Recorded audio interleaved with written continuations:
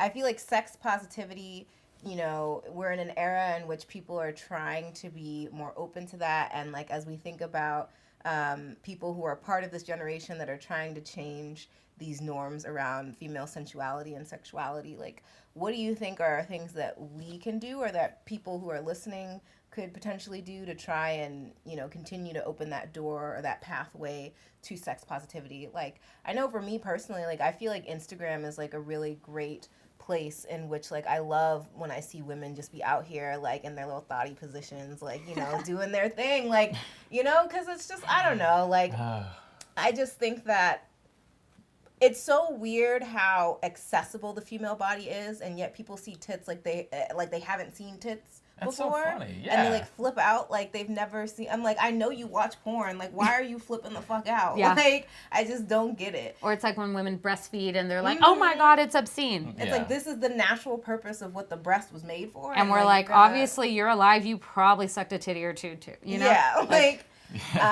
So I really like that Instagram has allowed women to feel more comfortable to kind of like I feel like Instagram is a space in which women are using to reclaim their sensuality and sexuality.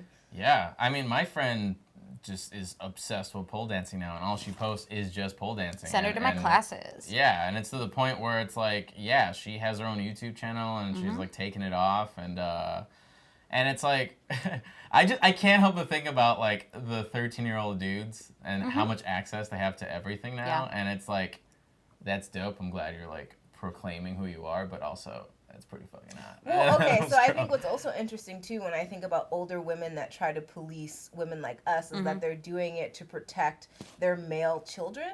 But I also think it's interesting because, again, like, men have always been allowed to have easy access to sex to begin with, and I've always just kind of been like, who the fuck do you think they're having sex with? Like, who do you think? Like, I just don't get how you can be so overprotective and police women, but then like be so loose and open for your sons, but then at the same time be like, no, I must protect him, like as if he's not already seeing this stuff.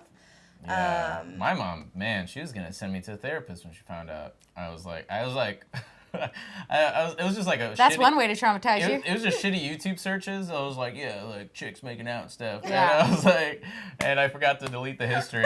Oh, you didn't learn. And then my stepdad was like, I saw this history, Eli. I'm gonna tell your mom unless you do clean this. And I'm like, Oh, okay. damn. Blackmail on top of that? Dude, yeah, my stepdad sucked back in the day. So I cleaned all the stuff, and then I get a phone call from my mom. She's like, I can't believe that you saw this stuff, Eli.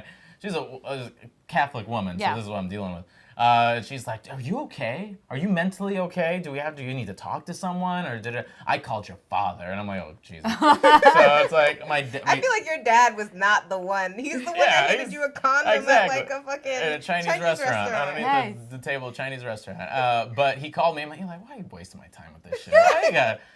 Why you gotta get caught? Yeah, it's like, can you just hide it better? You know, I don't want to get these phone calls. Just try to hide it better. At least we know you're not gay. And that's another issue. Yeah, that's a whole other issue to begin with. That's a whole other issue. So my question for you, though, is, 'cause I'll address what Daysha's saying, but what do you think from a male perspective can men do? Like, if we have male listeners or viewers, how can they breach the divide? How can they, because I have an idea of what everyone could do, but for you, what would you recommend to people, you know, and it's not just in the sense of pole dancers, sex workers, all that, but just in general? Yeah, most definitely. I mean, I think we're in the era of progress, but the first step is not the best one. I think we're in the era, as far as men goes, is fear.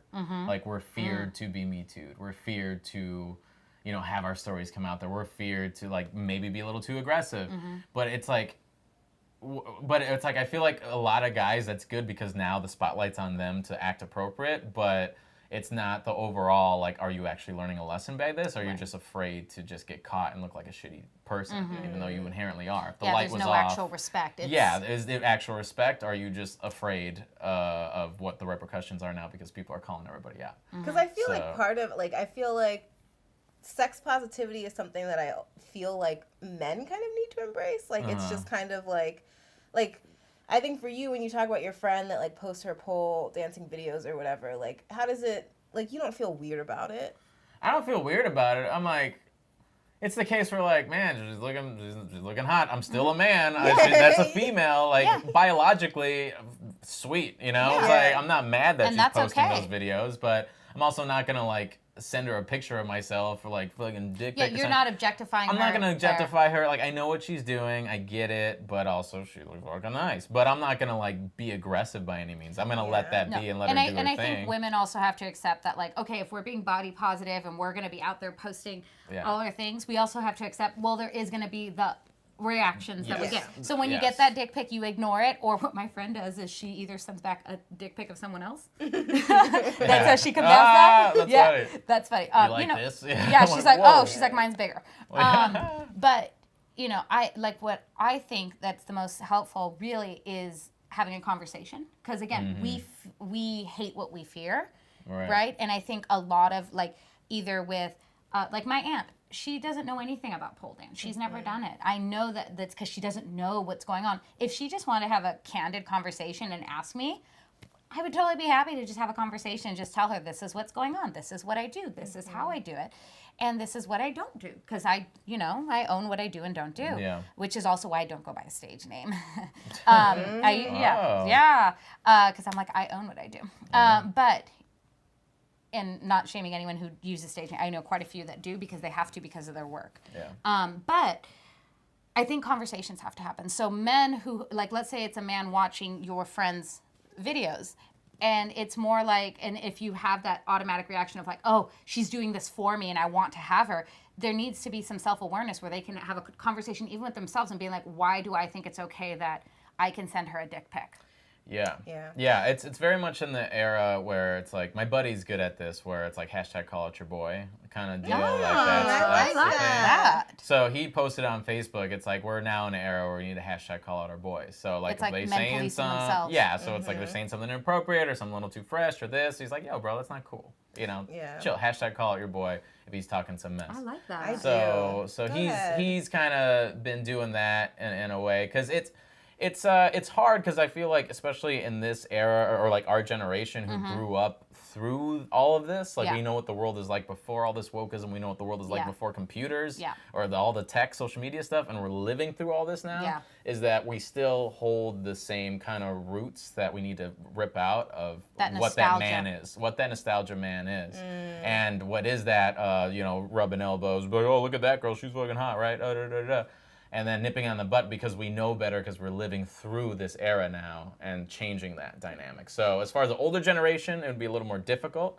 And for the younger generation, I have higher hopes due to this social media-ness. But I think it's like no matter what, men are going to be men because biologically we're just going to get super turned on. With that phrase. Well, no, I know what you're talking about. I know what you're talking about. But it's the case like if I see you pole dancing, I'm going to be sexually attracted to and that. I think that's But it's fine. about what you do with that.